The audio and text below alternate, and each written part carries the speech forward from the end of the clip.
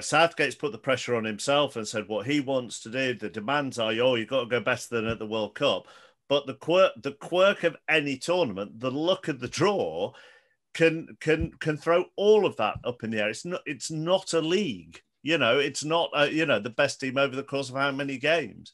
So you've kind of got to go with the flow a bit, Jack.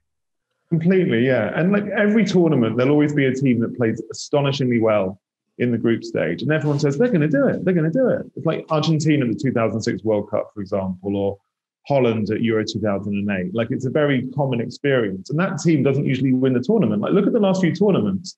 Portugal were rubbish until the semi-finals, but they put in the Euro 2016, but they played very organised, structured football and they won it. France weren't, apart from the Argentina game, France weren't that entertaining at the World Cup 3 years ago, but they had a really good structure and they had dangerous players who could make a difference. And that is how you win tournaments. That is the history of tournament football. And that's why I think Southgate is right to play a more cautious game, especially against big teams. If we play against France and play 4-2-3-1, we're going to get ripped to pieces. If they play the 3-4-3 against France, then maybe we can scrape through. And that has to be the priority. Yeah, before we go in... Sorry, I was going to say, is Grealish his lightning rod? Is Grealish the player that everything revolves around here for Southgate, both positive and negative? I think Lindsay and David are right. There's going to be a huge public clamour for Grealish every day between now and Croatia.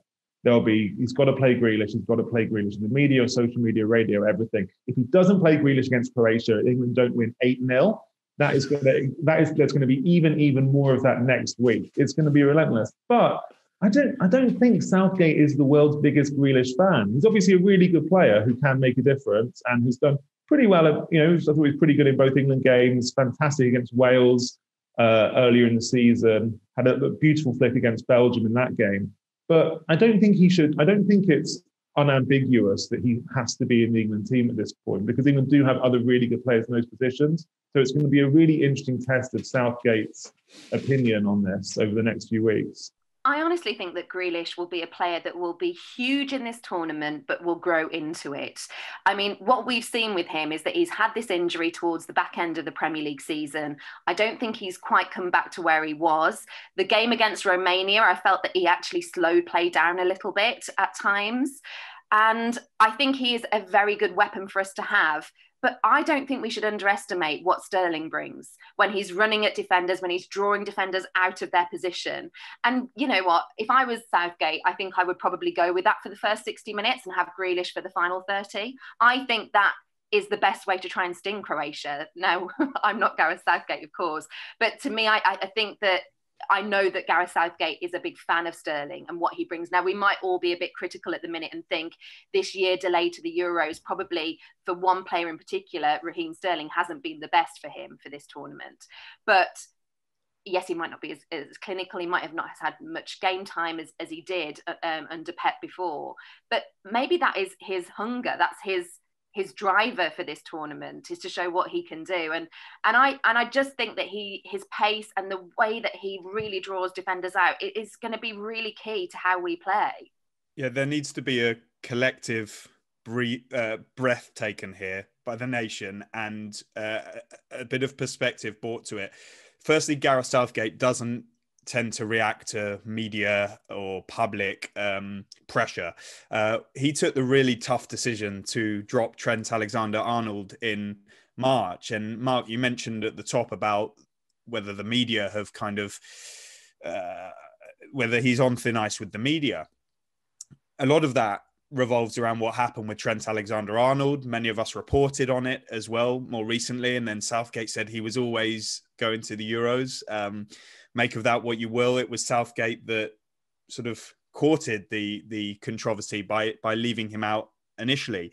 And then on Grealish, there is some background here. You know, Jack Grealish didn't come through the England system, and the FA placed a lot of emphasis on that pathway. It is not make or break, but they do seem to look well on it.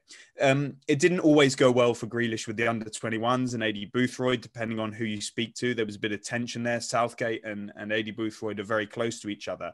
And then every time Southgate is pushed on Grealish, pre or post-match, he makes a point of not, I think anyway, personally, not lavishing praise on Grealish in a way that he did with James Ward-Prowse immediately and effusively. I think that's quite telling, his discourse around him. The public are almost baying him to coronate Jack Grealish, and it doesn't seem to come. And I think that's quite skillful. I also think it's quite resilient of Southgate to sort of have the courage of his own convictions and not to sort of build extra hype around a player who is going to have a lot of attention, but also, as Lindsay says, might well not start that first match. Because when I talk about taking a breather and looking at this with perspective and context, Raheem Sterling has been a very successful player and experienced over a number of years, and for a club with Manchester City. He didn't have perhaps the finest of seasons, but Pep Guardiola has the faith to start him in a Champions League final. His penetration and his pace is quite something. And he's ready for a home tournament. He's improved vastly technically and mentally. And it makes me think that actually, it's quite possible Grealish and a Jadon Sancho, for example, will grow into this tournament in a way we've seen with certain players. I even think back to, what tournament was it? Even tournaments like Euro 96, where we saw players starring towards the end that weren't necessarily stars early on. And, there are players ahead of Grealish really in that pecking order, people like Marcus Rashford as well, that I think that there needs to be a little bit of calm in this conversation. And one thing I just want to finish on that Jack mentioned around Portugal is that at Euro 96, England were a Gary McAllister penalty away from potential disaster. And it shows that these matches are decided on very fine margins. The other thing as well, when talking about, who's in form and pecking orders and so on and so forth, is Gareth Southgate, Jack, is loyal to players who haven't let him down in an England shirt. And that seems to come quite often above current form. Is that fair? Yeah, and I think that's one of the strongest arguments for Sterling starting on Sunday. I was chatting with some fans on Twitter yesterday, and they were shocked when I had Sterling in my England team. And most England fans wouldn't have Sterling in the team. But Sterling is very much the man in possession. Like, Sterling has, with the exception of the game when he was dropped after that incident at St George's Park back in late 2019, I think Sterling has started every competitive game for Southgate when fit for years. Like, he's always in the team. And I know he hasn't had a great season for City. Everybody knows that. But I think it's a huge leap to suggest that Southgate will drop Sterling just because he's a little bit out of touch. Like, I would expect him to start. I think he's far more likely to start than Foden or Grealish, who are more popular players with the public at this point. So I think you're right that Southgate will put a huge amount of trust in the guys who've been there with him for the last few years and haven't let him down. And also, as David often points out on this podcast, I am quite old, Lindsay. And therefore, if people are listening to this who don't remember England sort of in the early 2000s, the only debate in the early 2000s was Scholes, Lampard and Gerrard and how to fit them all in.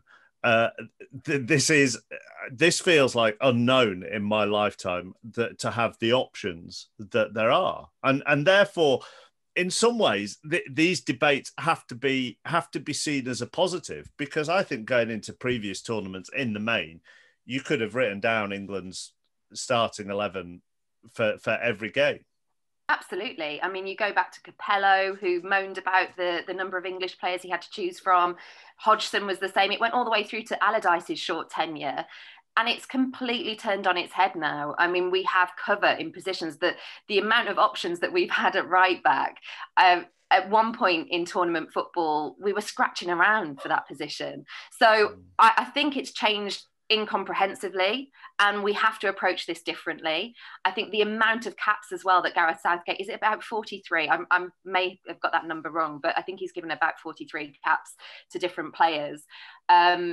It is a new generation. It's a new guard. It's a changing of the guard, I think, with this England team. Hello, I'm David Ornstein, and I'm here to tell you what The Athletic has planned across its podcast network during the Euros. You can catch me alongside Mark Chapman and a range of other Athletic writers on The England Show throughout the tournament, bringing you the very latest news and insight from the England camp every single day.